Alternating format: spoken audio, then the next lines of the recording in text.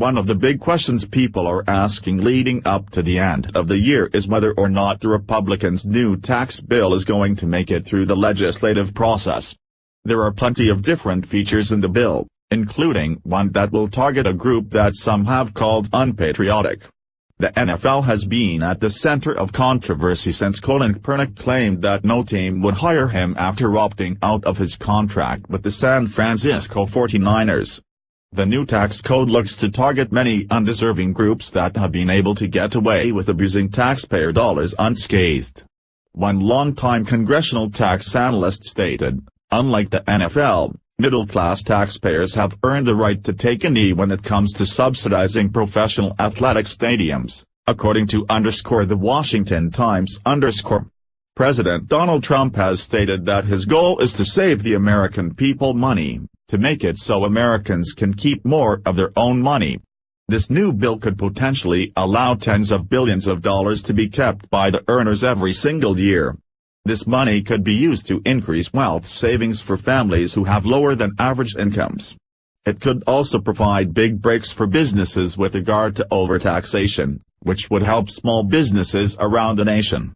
As of now, professional stadiums have access to tax-exempt bonds that both state and local governments hand out. This has puzzled many Americans for years, and now, it seems, a definitive answer to that puzzle is coming.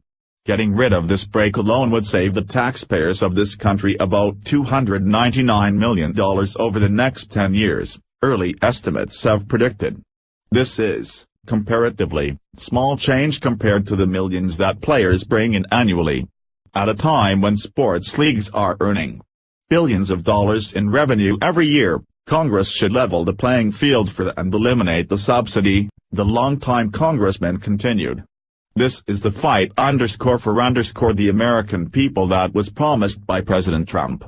When Colin Kaepernick first started kneeling during the national anthem last season, no one thought much of it. However, this season an uproar started because no one would hire Kaepernick because of his deteriorating skills and the controversy surrounding his name.